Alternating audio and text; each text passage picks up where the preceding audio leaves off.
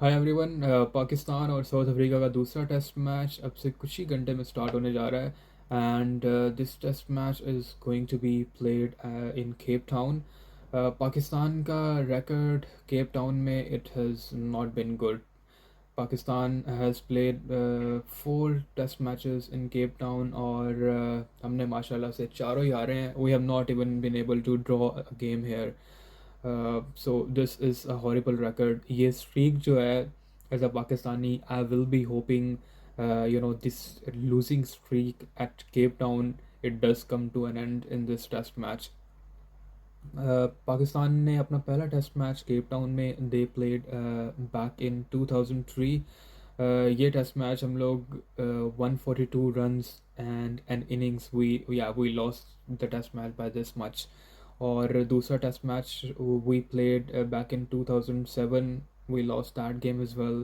Then Misbah की कप्तानी में हमने 2013 में यहाँ मैच खेला, we lost that one as well. And उसके बाद जो लेटेस्ट हमारा टेस्ट मैच यहाँ पे था वो था 2019 में, we obviously lost that one as well. So as a Pakistani, I am hoping that this streak does come to an end.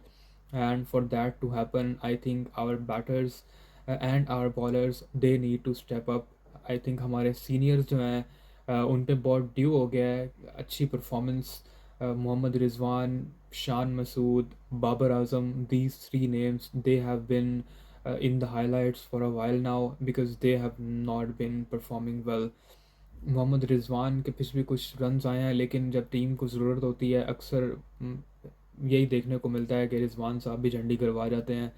और Shan Masood, it has been an absolute horror show for him as a batter.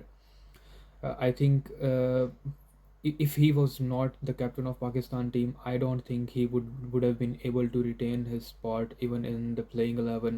So he needs to step up as well because it has been a really long time since we saw a big inning coming from him. So Shan Masood, he does need to step up as well. And our other star batter Babar Azam, well, we are really hoping that he makes a grand comeback as soon as possible. Babar Azam भाई बहुत due हो गई है अच्छी performance आपके ऊपर भी। Last match में बाबर आजम के पास बहुत बड़ा मौका था कि वो यहाँ पे एक कम से कम सेंचुरी स्कोर करते, मैच विनिंग एक नॉक आता, उनका अच्छा कमबैक होता, but it was not to be. He just scored a 50, लेकिन उस 50 में भी if I am being very honest he was not looking his best, he look timid. बहुत डबल माइंडेड हो के शॉट्स खेल रहा था। और ये होता है जब आप when a batter is out of form तो they start doubting everything because you are thinking too much about every shot you are playing। और जब आपको बहुत ज़्यादा ही सोचने लगते हैं तो things can go wrong।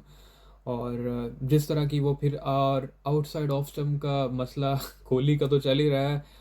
और बाबर भाई का भी लगता है ये एक नया ही ना cover driver split I can call it ये स्टार्ट हो गया है कि आउटसाइड ऑफ स्टम्प वाला जो बॉल है उसके ऊपर बाबर साहब भी बहुत डबल माइंडेड हो रहे हैं दोनों इनिंग्स में। आउटसाइड ऑफ स्टम्प वाले एक को I don't know what he was thinking first inning में।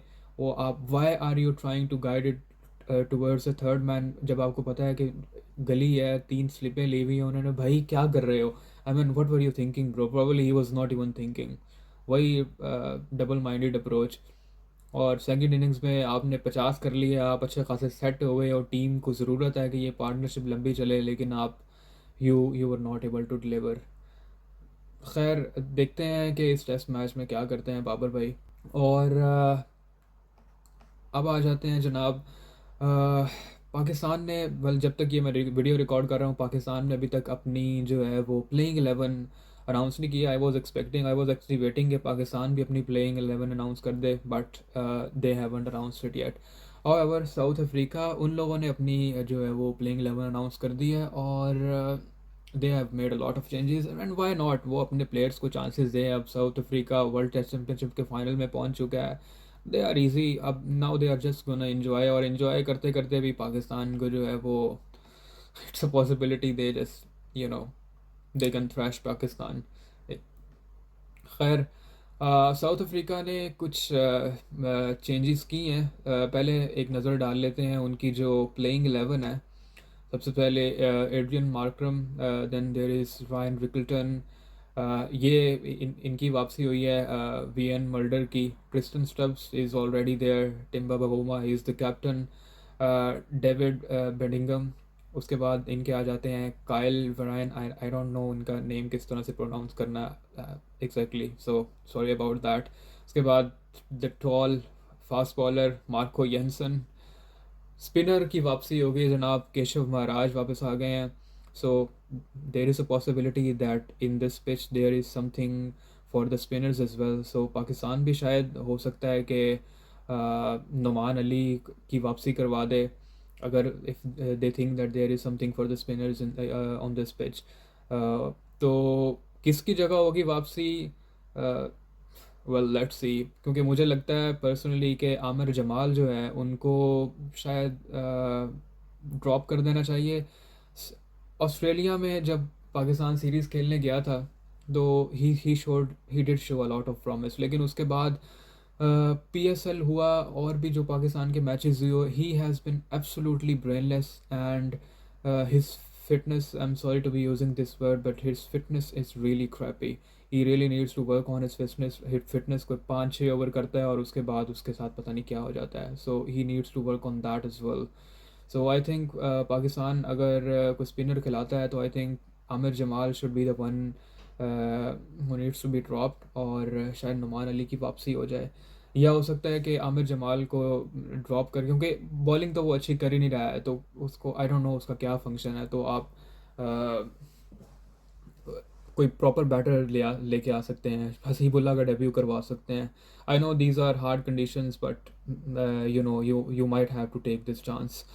और उसके बाद sorry, off I went off topic, I was talking about the playing 11 of South Africa. Kagiso Rabada, he is still there. और उसके बाद आ जाते हैं जनाब 18 years old young sensation, young pacer Kwena Maphaka. Maphaka का ओडीआई डेब्यू भी पाकिस्तान के ख़िलाफ़ हुआ है, और you know when it comes to the other teams bringing in new players for their debuts, और अगर वो पाकिस्तान के अगेंस्ट है तो वो सोने पे सुहागा होता है उनके लिए, क्योंकि हमने तो ठेका लिया हुआ है जनाब कि सड़क से उठा कर किसी को भी स्टार बनाने का। पिछला जो टेस्ट मैच था और इवन के लास्ट ओडीआई मैच में हमने आई थिंक कॉर्बिन बॉश उसको स्टार बना दिया है।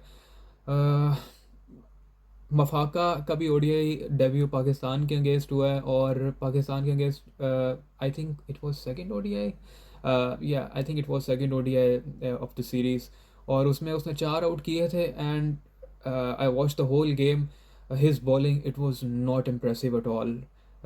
पाकिस्तान ने उसको यू नो अगर कहा जाए कि विकटें दी हैं रादर देन कि मफाका ने विकटें ली हैं, तो I think that would not be wrong.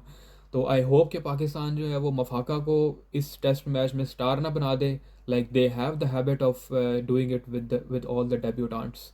ये बहुत सालों से हम लोग देखते आ रहे हैं। Let's see how he performs. और जहाँ तक पाकिस्तान की प्लेइंग 11 की बात है, वो अभी तक अनाउंस नहीं की गई है। एक और बात जाते जाते जो मैं करना चाहूँगा वो है कि पाकिस्तान को आई थिंक नसीम शाह को ड्रॉप कर देना चाहिए। ही is not looking good at all.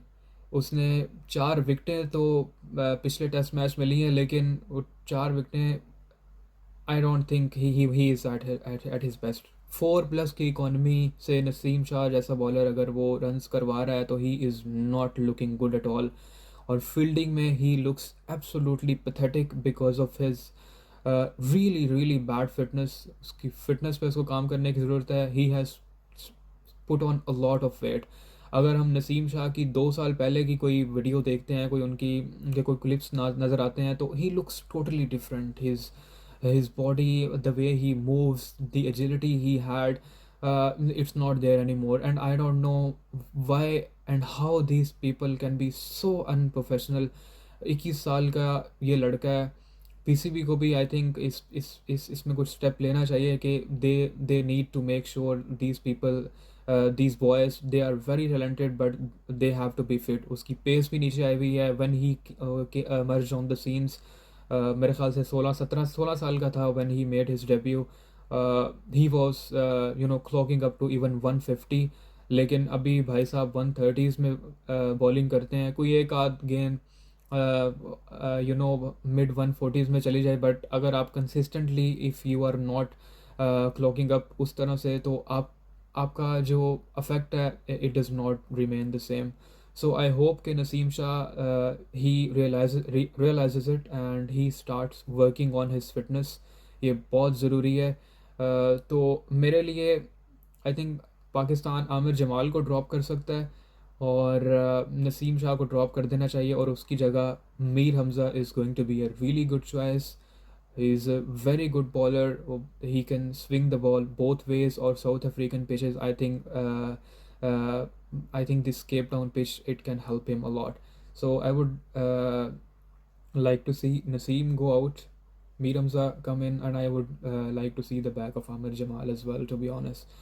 So let's see Pakistan किस playing 11 से आता है, and I hope Pakistan does well in this game because we desperately need this win in this test format, or we really need this win to kick off the new year, in the best way possible.